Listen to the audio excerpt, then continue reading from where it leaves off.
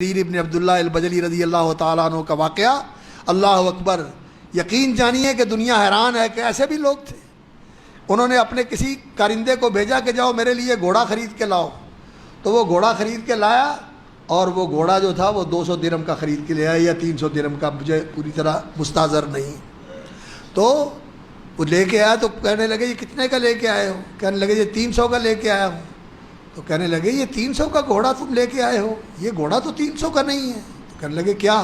کہنے لگے اس کے مالک کو بلاؤ اس کو بلایا۔ کہنے لگے میاں تیرا گھوڑا یہ 300 کا نہیں ہے، اس کے پیسے زیادہ بنتے ہیں، اس کے زیادہ پیسے لے لو۔ تو کہنے لگے جی چلو پھر مجھے 400-500 دے دو۔ کہنے لگے اس سے بھی زیادہ اس کے پیسے ہیں، جو 300 میں مل رہا تھا وہ 800 میں خریدا۔ اور کسی نے پھر ان کو کہا کہ آپ نے تو کمال کر دیا کہ جو 300 کی چیز آپ کو مل رہی تھی آپ نے اس کو 800 کا خریدا۔ کہنے لگے میں نے اللہ کے رسول کے ہاتھ پہ ہاتھ رکھ کے بیعت کی تھی، بایعت رسول اللہ صلی اللہ علیہ وسلم، نماز قائم کرنے پر بیعت کی تھی، زکوٰۃ ادا کرنے پر بیعت کی تھی، اور مسلمان کی خیر خواہی پر بیعت کی تھی۔ میں کیسے اس کی بدخواہی کروں کہ اس کا سودا 800 کا ہے اور میں 300 کا لے کے اس کو چکما دے دوں؟ میں نہیں یہ کر سکتا۔ میرے بھائیوں، یہ ہے خیر خواہی۔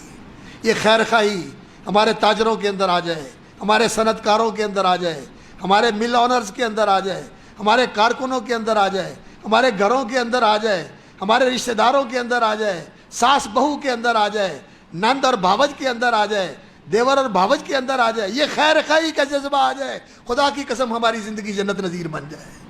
یہاں خرابی ہے، خیر خواہی نہیں ہے، حسد ہے، بغض ہے، کینے ہیں، دشمنیاں ہیں، کراہتیں ہیں، نفرتیں ہیں، قدورتیں ہیں، بھرے ہوئے ہیں سینے، اور لیے پھرتے ہیں ہم اپنی نمازوں کو۔